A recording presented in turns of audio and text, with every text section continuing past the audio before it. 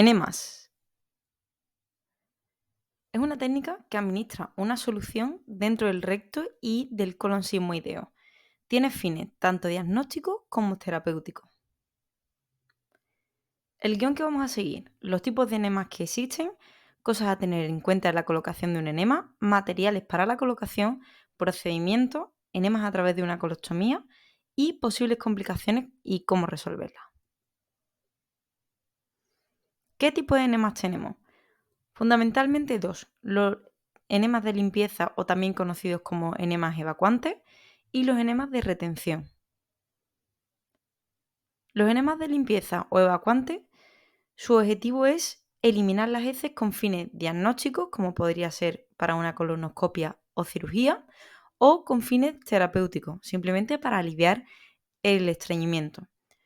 Estos enemas lo que hacen es producir un estímulo en la pared intestinal y una irritación en las mucosas, que lo que favorecen es el peristaltismo y en consecuencia la expulsión de las heces. Los tipos de enemas de limpieza o evacuantes son enemas oleosos, de aceite, de agua del grifo, los comerciales y de suero salino. Y por otro lado tenemos los enemas de retención, que su objetivo es introducir medicamentos, nutrientes o fluidos que debe estar a una temperatura aproximada de 37 grados. Tenemos de tres tipos: los oleosos, que su función es lubricar, reblandecer y facilitar la evacuación de las heces; los medicamentosos, que básicamente es meter un fármaco dentro de la parte rectal anal; y entre ellos tenemos los antihelmínticos, que eliminan parásitos intestinales como los ascarios o los xiuros; los carminativos, que expulsan gases acumulados en el colon; los antisépticos, que destruyen e inactivan microorganismos; los estimulantes, que activan la actividad intestinal; los emolientes, que ablandan las heces; y por último tendríamos los opacos, que los opacos básicamente lo que mete es una solución radioopaca para tintar toda esa zona. A tener en cuenta cuando administramos un enema.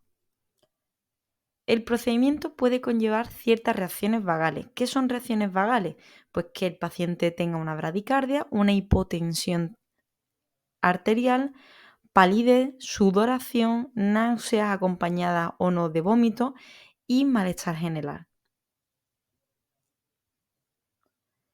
También debemos valorar el ano y la piel circundante, es decir, que está alrededor, por si existiera algún tipo de irritación, alguna hemorroide o laceraciones o algún tipo de cirugía reciente, que al final lo que nos hace es que tomemos más precauciones a la hora de la administración del enema. Debemos tomarle al paciente las constantes vitales antes, durante y después del procedimiento, sobre todo para ver cuál es la respuesta hemodinámica a la administración del enema. Importante, no se recomienda realizar más de 3 veces seguidas el procedimiento, básicamente por los riesgos que este conlleva. ¿Qué materiales necesitamos para administrar un enema? Pues el enema desechable o un irrigador, lubricante, guantes no estériles, puesto que no es una técnica estéril, la sonda rectal, empapadores, cuña, gasas, material para la higiene posterior del paciente y una bolsa para los residuos. ¿Qué es esto de un irrigador? Un irrigador básicamente es una bolsa en el que se metería el tipo de enema que vamos a querer administrar al paciente y en cuyo extremo tenemos una sonda adaptable para introducirla dentro del recto del paciente. ¿Cómo colocamos un enema?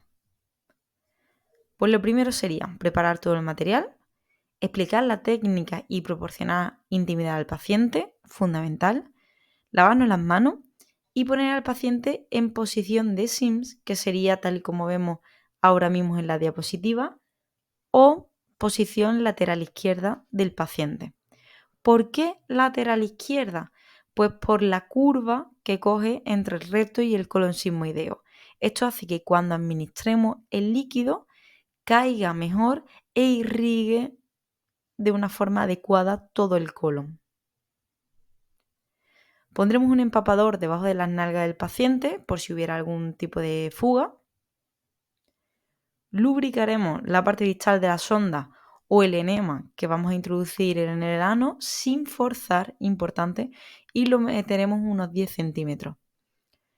Administraremos lentamente la solución y es importante que lo interrumpamos inmediatamente si el paciente empieza a tener algún tipo de hemorragia, calambres, dolor o tenga una reacción vagal, como hemos dicho anteriormente.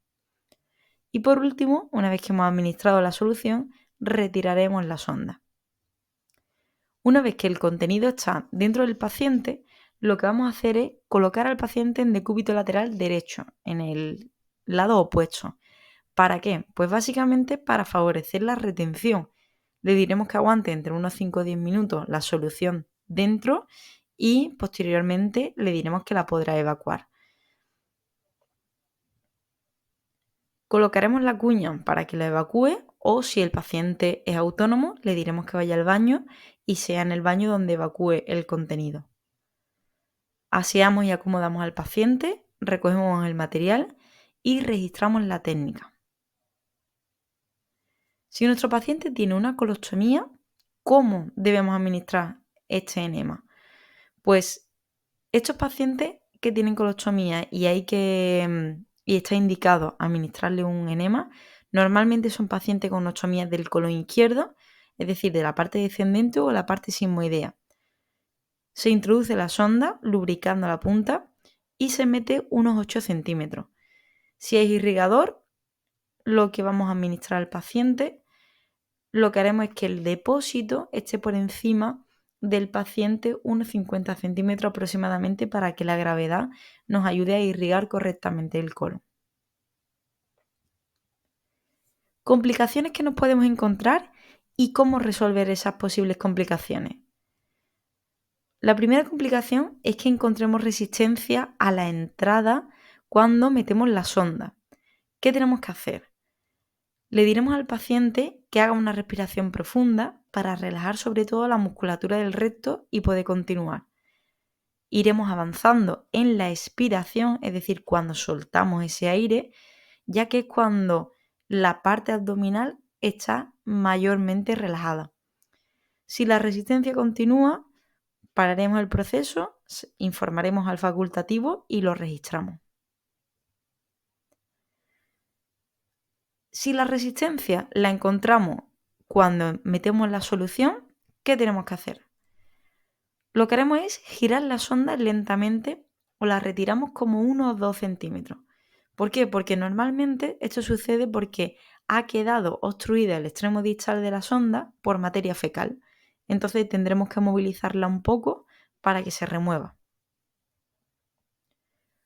También podemos encontrarnos que haya dolor u otras molestias en el momento de la técnica. Lo que haremos es detener el flujo durante 1 minuto aproximadamente y se continuará después lentamente. De manera que le damos tiempo a la musculatura intestinal a adaptarse al volumen que acabamos de introducir. Si el problema que tenemos es que el paciente es incapaz de retener el enema que acabamos de poner, lo que tenemos que poner en decúbito supino al paciente, le pondremos una cuña bajo sus nalgas para que vaya drenando este contenido. Esto suele pasar en pacientes que tienen incontinencia fecal. Y la última complicación que podemos encontrarnos es que haya aparición de reacciones vagales.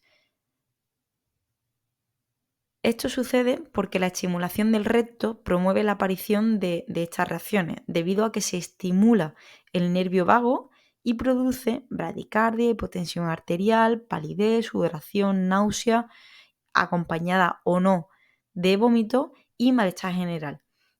Lo que tenemos que hacer es, sobre todo, prestar atención a aquellos pacientes que tengan previamente alteraciones cardíacas y si aparecen estos síntomas, pues lo que hacemos es detenemos inmediatamente la técnica, tomamos el pulso y tomamos la tensión arterial del paciente.